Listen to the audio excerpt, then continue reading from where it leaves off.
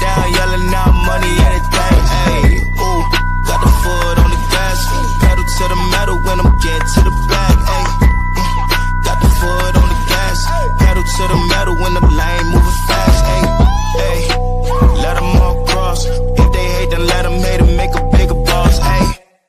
What is up, ladies and gentlemen? We are back. We are live. It is the Freight Coach Podcast, the top podcast in transportation, coming to you guys every single weekday, 8:30 a.m. Pacific, 10:30 Central, to break down some industry headlines. But most importantly, you guys provide some actual insight into what you can do with all of this information.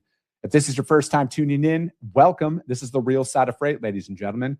And I do say that before every single show. And what I mean by that is I only speak with transportation professionals, because at the end of the day, I want to talk to the right individuals who have done what you're looking to do or who are currently doing what you're trying to achieve, so you can take that information, apply it, utilize it, and see a meaningful difference in your business and your life.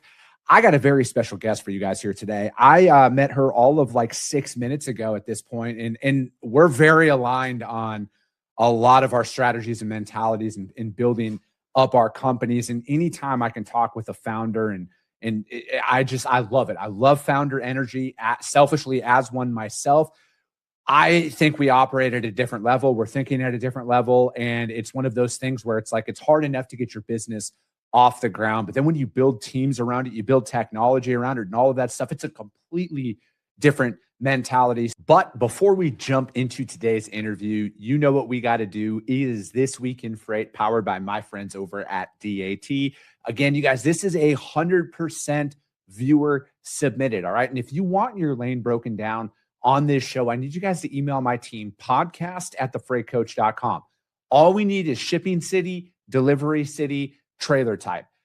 We're doing this, you guys, as a way just to really help you guys actually read the freight market. And I tell you guys how I go about quoting new business. Now, I'm not ever going to tell you guys the rate to quote on there, because I don't want to cost you any money on it.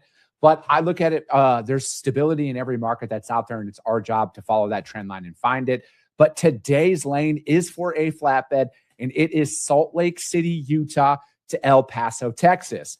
Now, no matter what, first thing I always look at, miles. Why do I look at the miles on any of this stuff, you guys? I do that because transit time matters, especially if some of this stuff needs to pick up on a Thursday or a Friday for a Monday delivery. Shorter the miles, the more expensive it's going to be. And I always want to let my customer know that, because days of the week matter. And then with this one in particular, it's 860 miles on this. It's going to be exponentially cheaper for our customer to ship this on a Monday to a Wednesday, as opposed to, again, unless the driver's from El Paso, it's going to be a lot harder cover. And you're going to have to essentially buy a truck if this is going to ship out on a Thursday or a Friday out there. And again, money solves everything, you guys. But if I'm looking at this one, there's been some pretty obvious spikes that have happened out there. And a lot of it follows what? Fuel. All right. It follows fuel. It follows the ELP enforcement and everything that's been going on out there. And again, we got to pay attention to that stuff.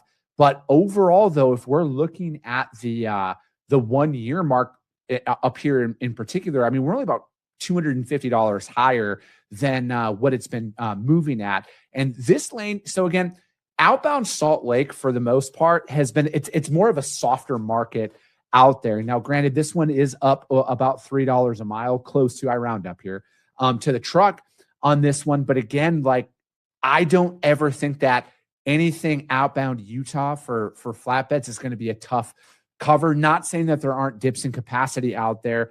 But again, if you're going from that market down into El Paso, it's a solid market overall to get out of, because El Paso has a lot of border crossing freight that gets transloaded out there. So again, if you're looking at it from that perspective and you're mapping this out, you want to look at, obviously, the outbound market. Where's it going into?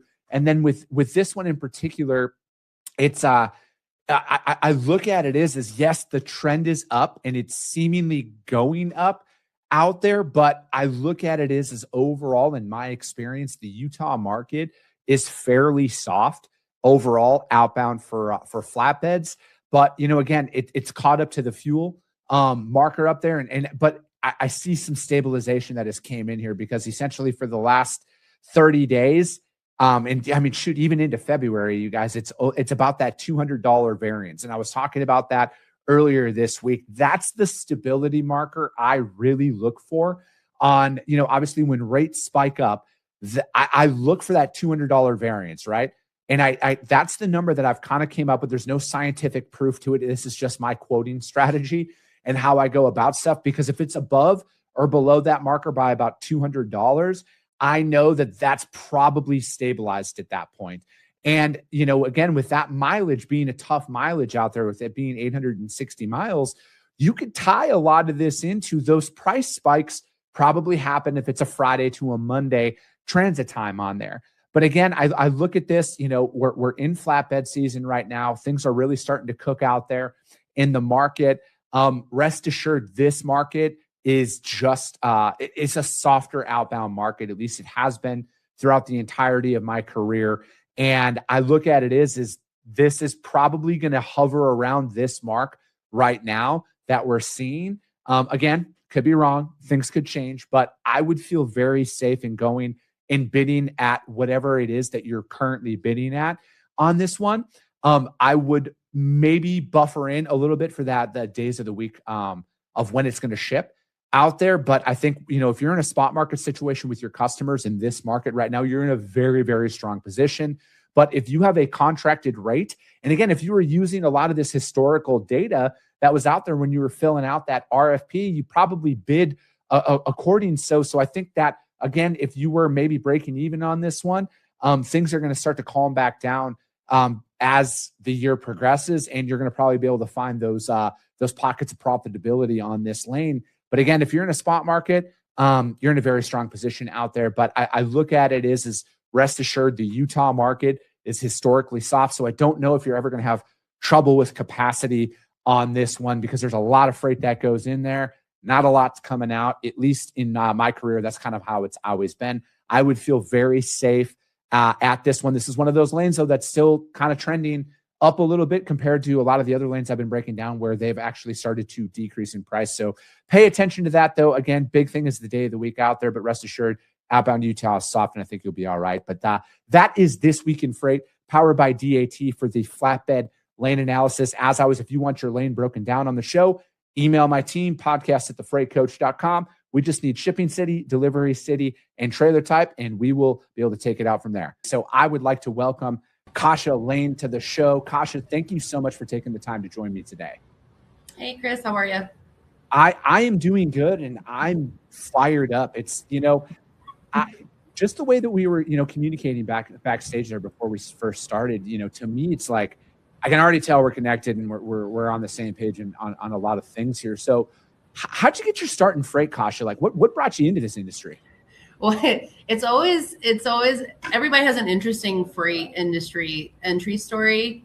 So I graduated college, and I was trying to find a job, and nobody wanted to hire me because I didn't have experience, but I couldn't get experience because nobody wanted to hire me. So I was stuck there, living in my parents' basement.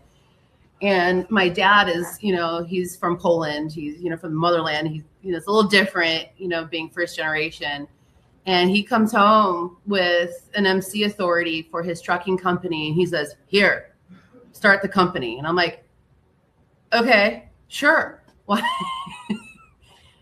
So that was the first company I built. I ran, so that was a learning experience. I ran a trucking company. We went up to about 10 trucks, flatbed, driving, a little bit of everything. But that was my first exposure into the industry, and that's how I got in. So Iron Peak Solutions, I love the name of the company, by the way, because it's very unique in the own right there. So what brought you into this? So when I was kind of at an impasse, I was talking with my brother. Me and my brothers are very close. And so we were sitting, I needed to find my next job. He was kind of not happy where he was at. And, both of us, we had, the vision of building something for our family to have, or our future families to have.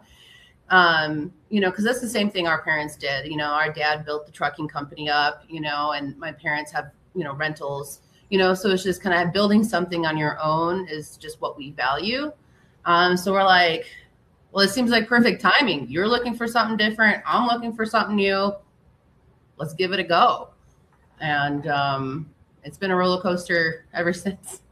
So, okay, so you're like you work with your brothers? Are you guys okay? What's okay? Obviously trucking's a family business at this point. What is that been like building a company up with immediate family? Because I think when a lot of people go into business, very few people are like solopreneurs where they go in on themselves. Most people partner up with somebody. How has that dynamic been, and how have you guys evolved in working together? So if I would give anybody advice, I'm going to kind of start out with this, is that if you go into business with family, make sure that you have things in writing and expectations of kind of like, hey, you're going to do this, I'm going to do this, and this is kind of how things will look. I mean, it can change as things go. Because I mean, things were good for 90% of the time, but we definitely had our spats, but because I feel like the way we were raised, we stick through it through the thick and thin, like family above all else, and so it's just like, even if we had our spats, we knew that, we were building something that we want to have for our kids and et cetera, et cetera. So, yeah. No, I think that's one of those things is having an operating agreement, having everything in writing, and especially when the sun's out, do it then. Don't wait until you have your first spat and then do it, because, it is like business is very emotional. And, when it comes down to it, and especially when you have kids and, your entire livelihood is wrapped up in it, right? Like, I mean, I emptied my 401k. I emptied everything to get this stuff off the ground, because I've started all my companies with 0 customers, 0 revenue. I had nothing. It was all. That's how we work. Yeah. Yeah. Right. So it's like, it takes so much more brute force to get a business off the ground. And there's such a difference between breaking even to sustainability, to actual profitability, and then building out that behind that. So it's like, what, as a founder, and you said something in some of the notes you sent over is this is something that I personally struggle with is like leading everything. How do you get to that point where it is like that delegation aspect of it? And then now looking back, do you think you should have delegated sooner on certain things? I think with the delegation, is important, but also knowing where it's getting delegated to, I think, is more important as well. Making sure you have the right people in place to delegate to. You can delegate all day, but if you're delegating it to the wrong set of skills, I think you're going to end up disappointed. Yeah. No, I think that's it's very true. Like, I think like knowing what you don't want to do and what you're not good at, I think it's almost like I could almost summarize it like this: knowing what not to do is just as valuable in business about knowing what to do. And that's a lot of hard lessons, learned out there, at least from my perspective, because, I look at with a lot of right place, right time aspects in business. And, I know that, because like I got into this industry, I've been brokering since 2011, and I've seen up markets, down markets, every certain cycle that's out there. I've been a part of it, except for the COVID boom. I actually was out during that time, and I was missed out on a good time. Well, I know that's it, right? And it's like I look at it is there's a lot of companies that 10 or 20x during that COVID boom cycle as brokers. And now we're kind of coming back to a point in the market where brokers aren't as cool as they think they are, because capacity is getting tighter, rates are going up, it's getting harder to cover freight. And this is where I think the real players show up, because like we know how to actually manage a capacity market out there. So It's like, what were some of those key turning points in your guys' business that kind of help shape the framework of where things are today? I mean, there's so many things when it comes to that. And you're talking about kind of like coming from COVID time, doing what, between then and now. Yeah, so it's like managing those cycles, right? So it's like if you guys, and I didn't ask you this, but like when you guys got started with Iron Peak Solutions, was it pre-COVID or post-COVID? It was literally like right before COVID started. We Okay, were got looking, yeah, it was like just a few months before we got the messages from, the government saying, hey, yeah. everybody work from home. And we're like, oh, we were just going to get an office, but okay, we'll just keep working from home. Yeah. So yeah.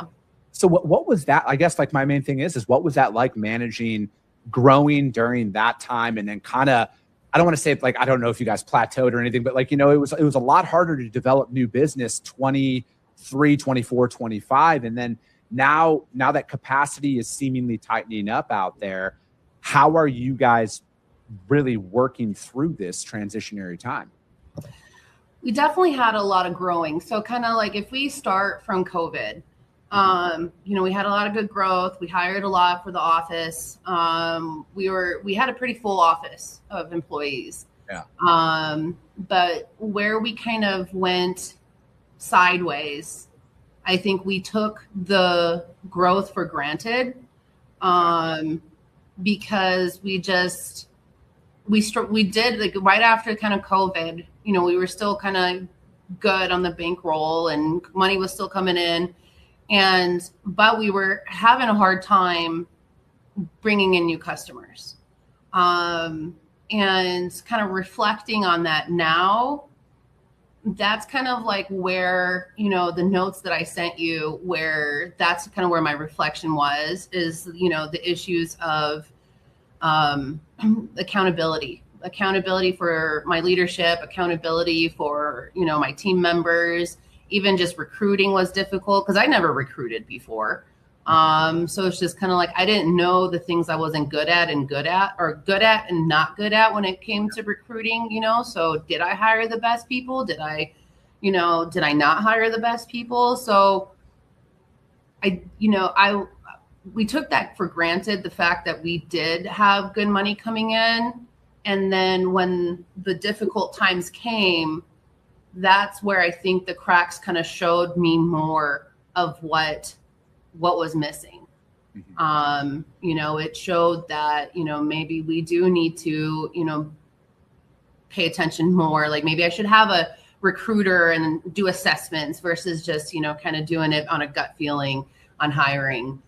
Maybe we as founders aren't the best leaders. I love what I do. I love brokering. I love building something, but I might not be the best leader for my people. And I need to get someone in that seat that has that leader spark. So yeah, no, it's interesting. Like you're describing like so much of my own internal dialogue of building up my team and, building out my organization, because it's like, I look at, again, I have all the experience in the world, right? Like my resume and industry experience and freight that I've moved on paper is up there with the best of the best in the industry, right? But it's like when you're out there on your own and you're building it out, like the market is like, they will dictate, because it doesn't matter, right? Like it doesn't matter. I had all that experience. I know what to say on the phone. I know how to properly prospect somebody. If there's no buying window, there's no buying window. And it's really hard to get that traction out there. And then to what you were saying there, like I've come to realize here, for me to build up my company in the direction and the trajectory that I want, it's probably going to be better that I bring in a leadership team to teach me to be a CEO or a C-suite, because I've never done that before. And I look at it as there's plenty of fractional options that are out there now, where it's like you can bring somebody in, or you get somebody who's close to retirement that has no desire to like take over anything. They just want one more thing before they ride off onto the sunset of their career. And I think what you're bringing up there is so crucial, Kasia, because I think that's what stops a lot of progress with a lot of people, where it's like, for me personally, I love the hunt of new business, but once the business is onboarded, I get bored. I can't do repetitive same stuff. I want the next kill. So it's like that's one thing that we've separated inside of my company, and we're working on it, because it's like we are growing, we are moving more freight. So it is, you're getting pulled back in, but like long term, I'm going to be just doing business development and not handling the operational side of freight. And I look at it as we're piecing together our organization, it's going to be smarter to bring in a CFO, to bring in a seasoned CEO to come take us from certain revenue multipliers and then teach me how to do that, because it's a completely different mindset to get a business off the ground. And then once you have it off the ground and you have revenue coming in, and then you're like talking about what you're doing there about hiring people, you think, hey, the customers and the revenue is going to keep coming in. And, you know, maybe I don't know, but maybe you didn't plan for a rainy day. And it's like that learning stuff. So it's like, I think the tools are kind of at our disposal now, Kasia, where we can build up around us and then bring people in to kind of train us up to take things to the next level, right? It's like, what you know, when it comes down to technology, right? Like we're both, you know, like with Revenova, you know, you'd mentioned that in there, and it's like, we have so much more tools at our disposal now.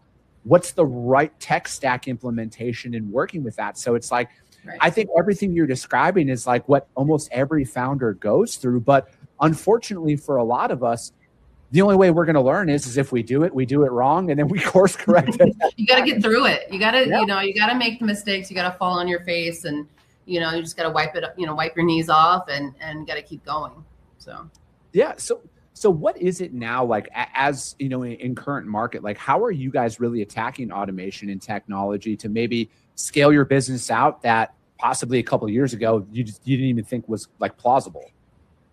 So my biggest thing, so like with automation, let's start with automation. You know, I really want to remove as much manual things for my employees to do. You know, like right now, one of the pet peeves I have in how we do things is that you say you book a truck, you know, you go via email, hey, I have a truck available.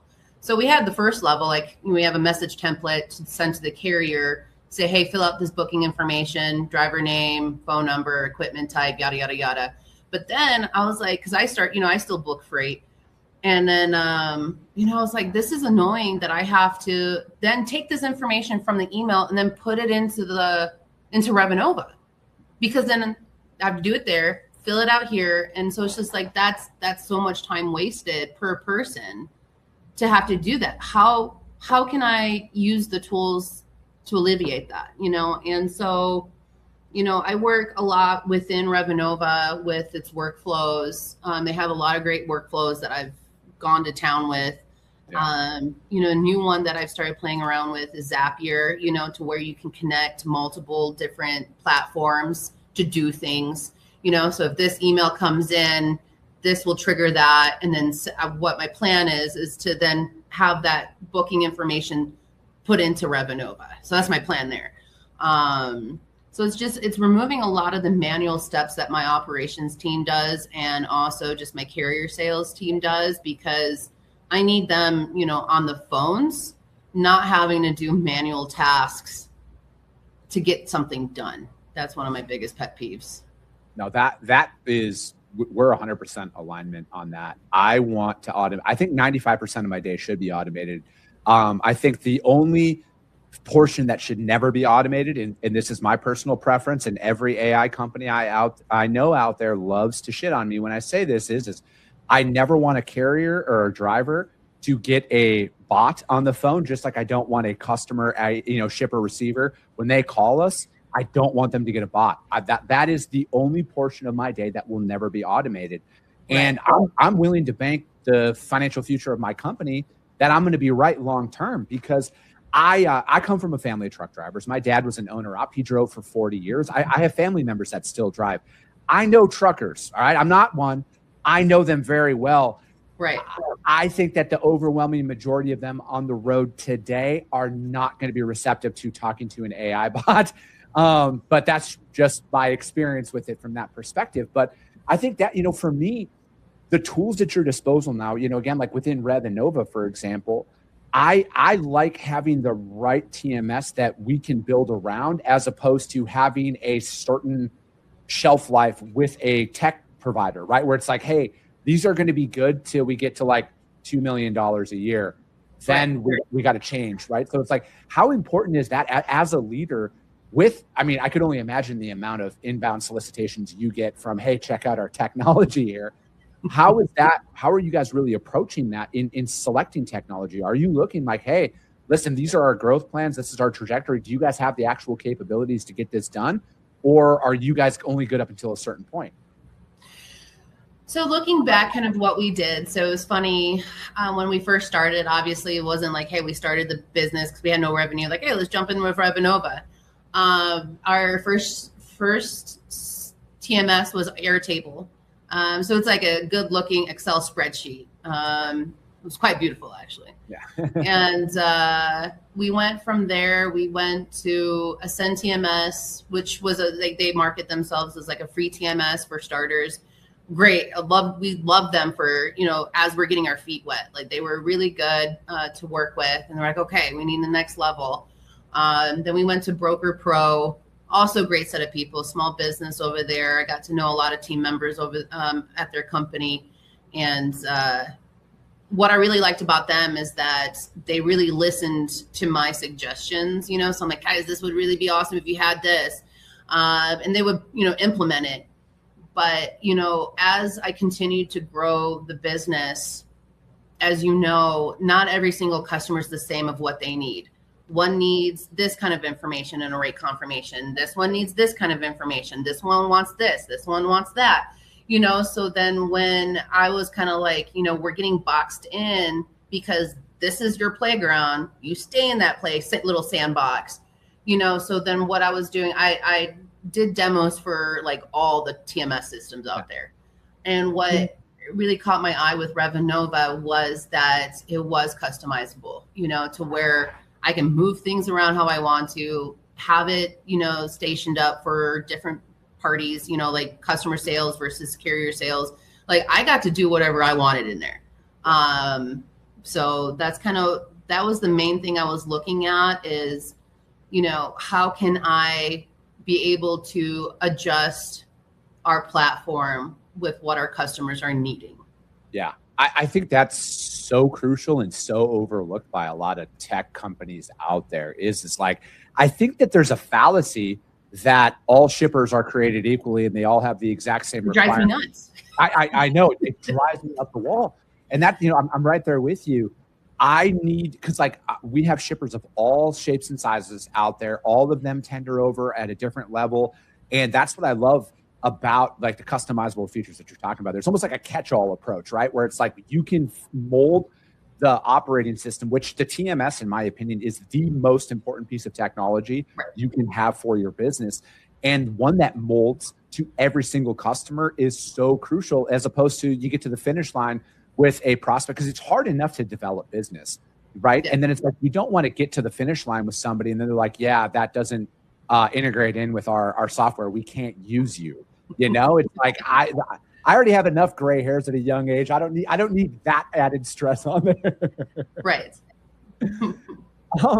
So you brought up, how are you working? You were bringing up earlier about a lot of the learning curve about bringing on people in hiring. How do you hold standards while building your team and not like lowering any of them to kind of like be a end all be all to everyone, right?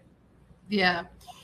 So I think the struggles that we had, I still kind of have those struggles because I think that's who I am as a person is, I bring someone in and I always see the potential in someone. Maybe they said something during the interview that I'm like, yeah, that resonates with how I came up, or a similar like family story or, same struggles or, anything like that. And once, I think kind of that's like the first hurdle, is making sure that you're being objective, that I need to be objective when hiring versus having these thoughts.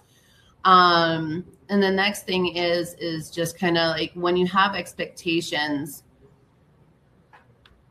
I made it just fine through being a baby broker of you need to make 100 aisles and come in early, stay late, because I think that really like that mindset, that's what you need to have to be able to make it through that threshold of this industry. If you don't have that mindset when you're coming into this industry, like you're not going to make it. And so kind of having those, when me and my brother first established, kind of like, cause my brother's name is Adam, by the way. Our other co-founder is Eric. He's a brother from another mother. Like, we've known him since he was little, but yeah, they're my brothers. Is, you know, everything that they learned was through me.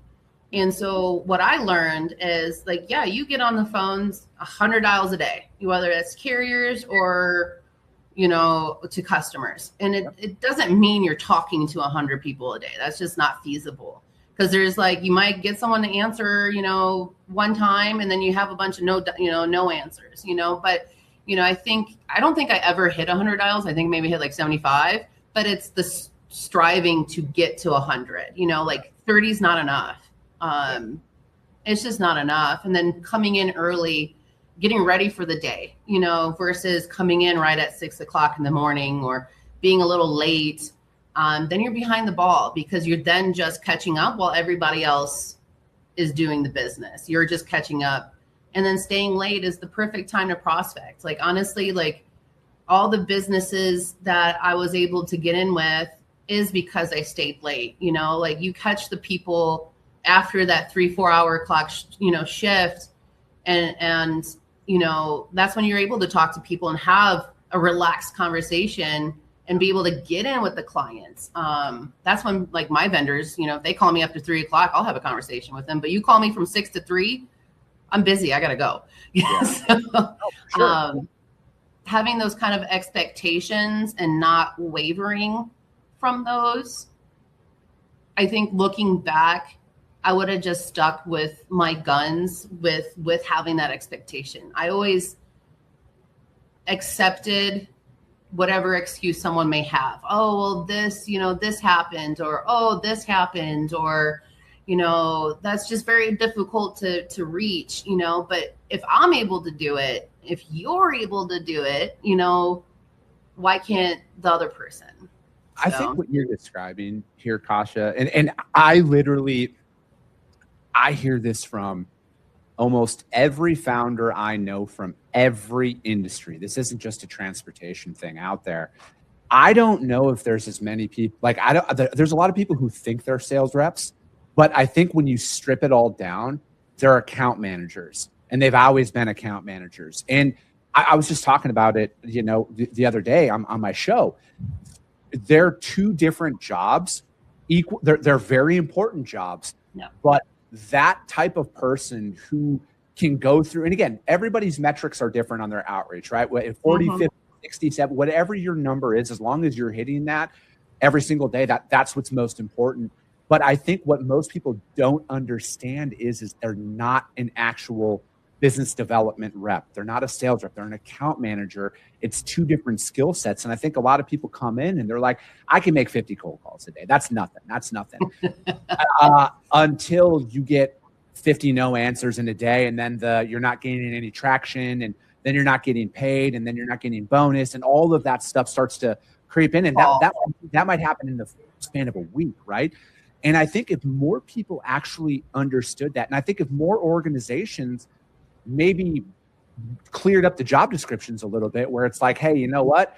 You're not a sales rep. We want you to come in and be an account manager. And that's why it's like, for me, I got some really good advice from a good, really, really, really good friend of mine. He's built his company up, bootstrapped it. And he essentially told me, he's like, Chris, he's like, don't think you're going to be able to stop selling until you're doing like 100 million a year in revenue. He's like, good. Because that's good to know. Yeah.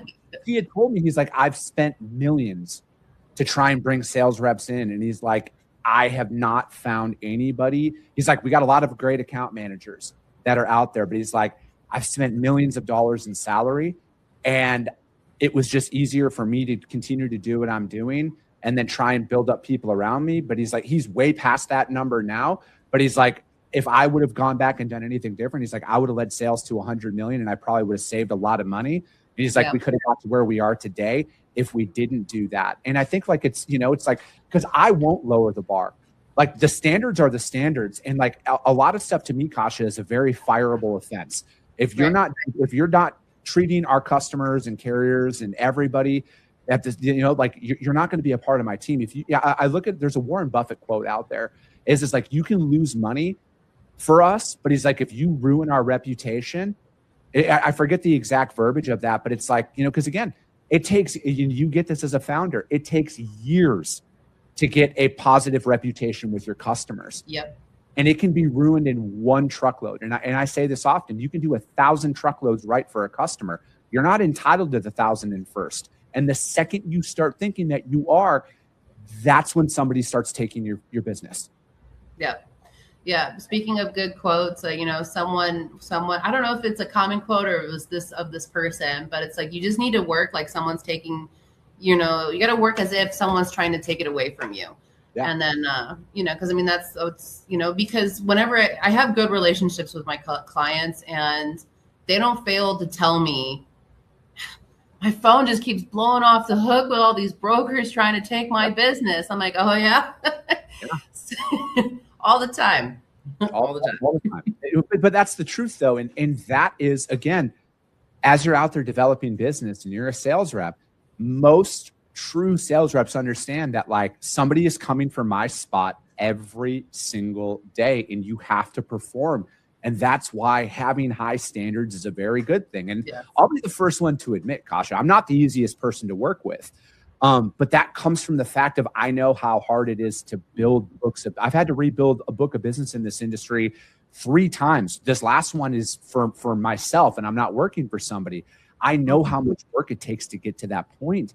And it's like, I'm not going to skimp on our standards out there. And it's like, if you don't want to grow, and I think like this is another gut check that I'm having as a founder right now is it's like, do I actually want to go as big as I say I do? Or am I just saying that because I think that's what I should be saying in the moment? Have you struggled with that as a founder? Like, do you know how big you want to build your company? To be honest, I want to be able to build this to where, and then what's funny is that your person says, I don't expect to stop selling until you reach 100 million. It's like, I want to, be able to stop selling, be able to have a team. Yeah. But now with that new comment that you just had to where it's like, don't expect to stop selling until you hit 100 million. Well, then, I don't know. I might have to readjust my expectations. But I also look at it though, as founders, like we're always going to sell. Right. Oh, like it doesn't, whether we're selling to our team or we're selling to, an investor or a bank, and all, like we're always selling. And, for me, I think like if I strip it all away, I love the thrill of the unknown of entrepreneurship more than anything. Yes. Like I love betting on me. It's been the most, obviously it's the hardest thing I've ever done. And it's like not even comparable, but it's also the most rewarding. Because it's like, I look back at myself and I'd love to get your take on this. How much have you fundamentally changed as a person over these years of like running your own stuff? Well, I've definitely become more structured, like with, like thinking about where I was at before and where I'm at now. Definitely more structured. Now I definitely have more higher standards, like with the expectations, looking back, it's like I let some things slide, that were unacceptable. But also I would say more confident though, too, because it's just like, going through everything that we've been through, nobody was there to hold our hand to say, here, Chris, let me help you. Yeah. No, I had to hold my own hand and be like, all right, where can I find these resources to help us get out of XYZ situation or anything like that. So it's just definitely more confidence that you're able to accomplish whatever, you put your mind to. Yeah. You need a figure it out lever at a level. I didn't think I was going to need it as much as I have. But again, I also like looking back on stuff, Kasia, and we're like, shit, I had no idea what we were doing when we started, but we figured it out, right? Like we got it. And there's just I don't know, there's just such a sense of level of accomplishment with that I never experienced before. And, I look, it's a strength of mine, but it's also a weakness of mine because I will run through that brick wall mentality, but like, I also failed to realize that there might be a door like 10 feet to the right that I could easily walk through instead of That's the worst. That is the worst when you sit down, you do something for so long, you're like, yeah, I figured it out, and it was just right there. Yeah, literally the entire time right in front of you. As we're wrapping up here today, what's one piece of advice you would give to somebody who maybe wants to go out and start their own company? What should they be actually expecting? Be expecting? Yeah, like what's one piece of advice on like, hey, this is what you should expect when you're starting, and it's okay.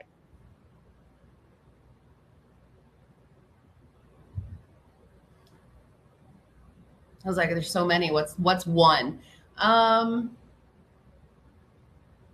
it's okay not to, like, the thing that kind of comes to my mind is it's okay not to know.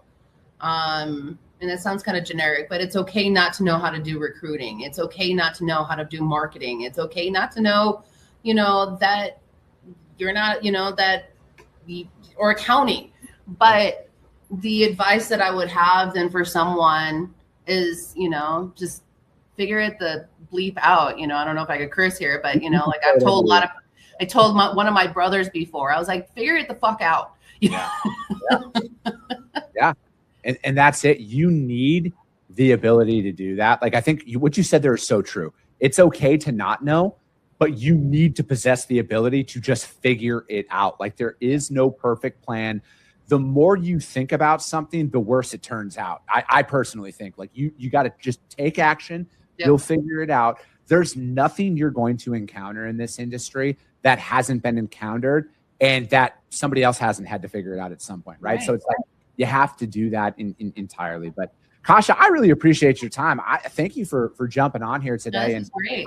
I'd love to have you back on at some time. I love talking to other founders who are out there actually building their dreams, because I feel like internet culture kind of ruins the whole entrepreneur label. And it's like when you talk to people who are in it, who've got everything on the line, I just got so much respect for what you guys are building over there. But how does anybody reach out to you, though? How do they find out more about what you guys got going on? For which side? Everything. Hiring, get in contact with you. Maybe they got questions, put anything out there. No, you could just email me at Catherine@ironpeaksolutions.com. So you could just email me anytime. I watch my emails. Like I said, I was up at 4:30 this morning. And I'm pretty sure it's the last thing I look at night, just to make sure I don't have any last minute, situations going on. So, I'm attached to that phone, unfortunately, but, I got healthy boundaries, but I'll catch it. There we go. I love it. Catherine, thank you so much. Sorry, Kasia, thank you so much for your time today. That is going to be it for today, ladies and gentlemen. If you guys can't find them out there, hit me up. I will gladly put you guys in direct contact. But that is going to be it. As always, if you got value in what you heard and you're not subscribed, subscribe to the show, you guys. And if you're feeling ambitious, rank that show on iTunes and Spotify, because if you see value, your network's going to see it as well. I appreciate you guys. I love you guys. And we'll be talking to you soon. Came back with a bang. Window down, yelling out money, anything.